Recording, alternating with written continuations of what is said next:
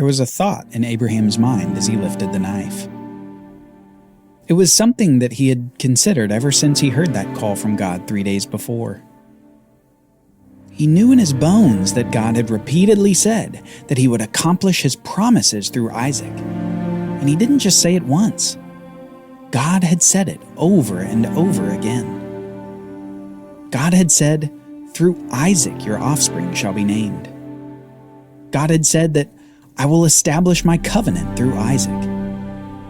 And yet the same God also said that Abraham should sacrifice Isaac as a burnt offering here in Moriah, here on this mountain. Somehow, in some way, God would establish his promises through Isaac. Abraham didn't understand it all, but one thing he did understand was God's faithfulness to his promises. God had been faithful through so many decades of Abraham's life, culminating in the birth of Isaac, the promised, miraculous son, and God would be faithful even now when Abraham couldn't understand. In the last 3 days, there was only one thing that Abraham could possibly think of that God could do next. God would raise Isaac from the dead. That had to be it. That had to be the solution. After all, God is faithful to his promises. So Abraham lifted the knife to slaughter his son, his only son, the son he loved. You can imagine the stillness of the moment, with Isaac bound and on top of the wood, looking into his father's eyes. The father who he trusted. And you can imagine the anguish of Abraham looking into Isaac's eyes as the decision was made to be obedient to God. Abraham would sacrifice his son. But the angel of the Lord called to him from heaven and said, "Abraham, Abraham!" And he said, "Here I am." God said, "Do not lay a hand on your boy or do anything to him, for now I know that you fear God, seeing that you have not withheld your son, your only son, from me." Abraham passed the test, and the test didn't require the resurrection of Isaac. Instead, the Lord stops Abraham just before he goes through with the sacrifice. Abraham, in all his obedience, has demonstrated his true faith in God and in the promises of God. Even when he didn't understand, Abraham obeyed. Faith, it turns out, is demonstrated not so much in great acts, but in each step of obedience to God. Abraham had seen God's faithfulness in his past, and he walked forward to an unknown future, depending on God's continued faithfulness. Abraham walked by faith and not by sight. The end of the book of Hebrews tells us that he even considered that God was able to raise Isaac from the dead to accomplish his promises. And now, here in the 21st century, we've heard of resurrection before. But for Abraham, this was a novel thing, something he had never heard of and never experienced. It was simply the only explanation that he could come up with, where God would remain faithful to his promises. The resurrection of his son, his only son, the son he loved. And just as Abraham responded to Isaac when asked about the offering, God indeed provides an offering for them. Let's keep reading. "And Abraham lifted up his eyes and looked, and behold, behind him was a ram caught in a thicket by his horns. And Abraham went and took the ram, and offered it up as a burnt offering instead of his son. So Abraham called the name of that place, 'The Lord will provide.' As it is said to this day, 'On the mount of the Lord it shall be provided.'" Instead of Isaac, Abraham sacrificed a ram on the altar that he had built. At the last moment, God provided a substitute. God could have simply instructed Abraham to go home. But as we've seen in the Bible, God is honored by these animal sacrifices. Sacrifices that point to two things. The first being God's perfection and holiness apart from humanity, and the second being the penalty for sin. The death penalty that every person deserves because of their sin. The animal is a substitute death, acknowledging humanity's dependence upon God's mercy to even live life to any extent on the earth. Furthermore, these animal sacrifices show the need for an ultimate solution for the death penalty, a solution still over 1,000 years away in the Bible story. Okay, so upon seeing Abraham's faith and obedience and the sacrifice of the ram, God speaks again out of heaven with the strongest affirmation yet that his promises to Abraham are sure.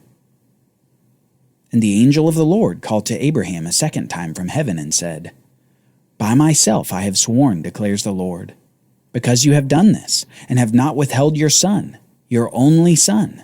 I will surely bless you, and I will surely multiply your seed as the stars of heaven and as the sand that is on the seashore. And your seed shall possess the gate of his enemies, and in your seed shall all the nations of the earth be blessed, because you have obeyed my voice." For Abraham, this is the final affirmation of the Abrahamic covenant. God again expresses that he will multiply the offspring or seed of Abraham so that he has many descendants. But God also does something specific here. You see, the word offspring or seed can act in a plural or a singular way. That is, you can speak of many seed or one seed and use the same word. God gives us a clue here of how to understand it. Notice God says that your seed shall possess the gate of his enemies. Here God shows that this seed who will defeat his enemies is a singular masculine seed, which is the exact same kind of usage as in the curse of the serpent way back in Genesis 3. Remember, God said to the serpent that the seed of the woman will crush your head and you will strike his heel.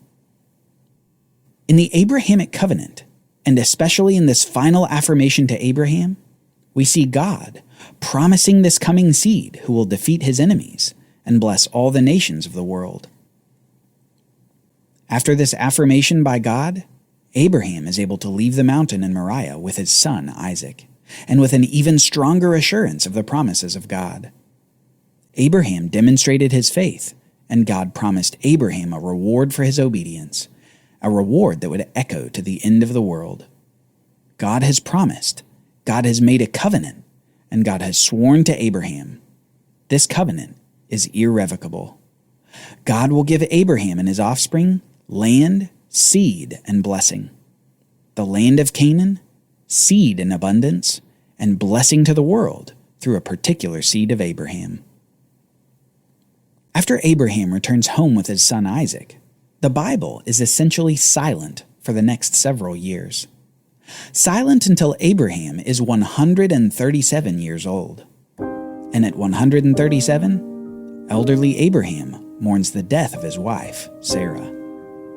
The Bible says this in Genesis chapter 23. Sarah lived 127 years.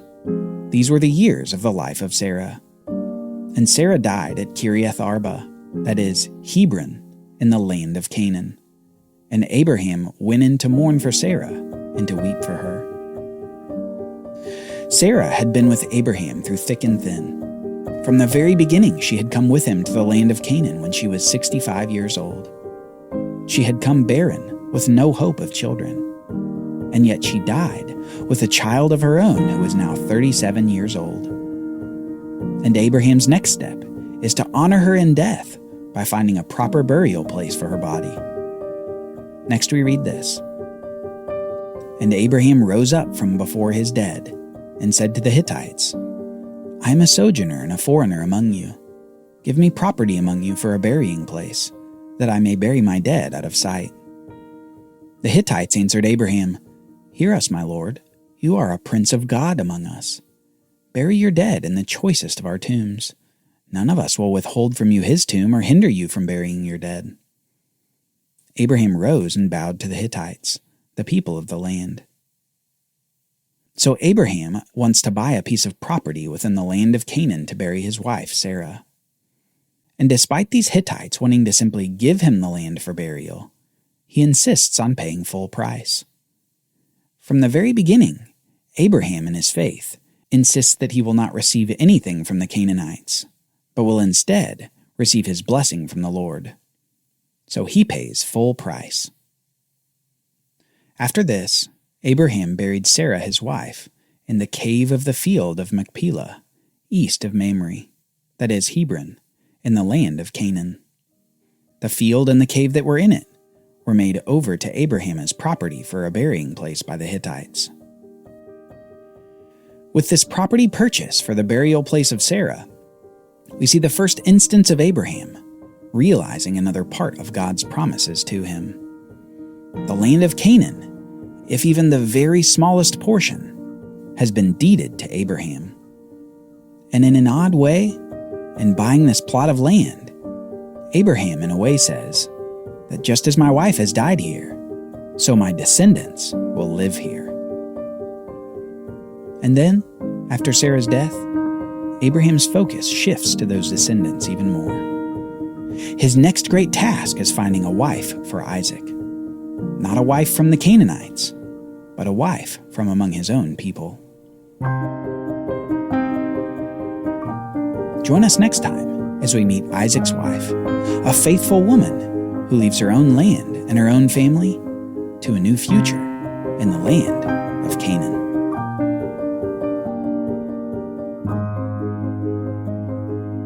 For Bible readings, reflection questions, and quizzes, don't miss the Bible Brief app.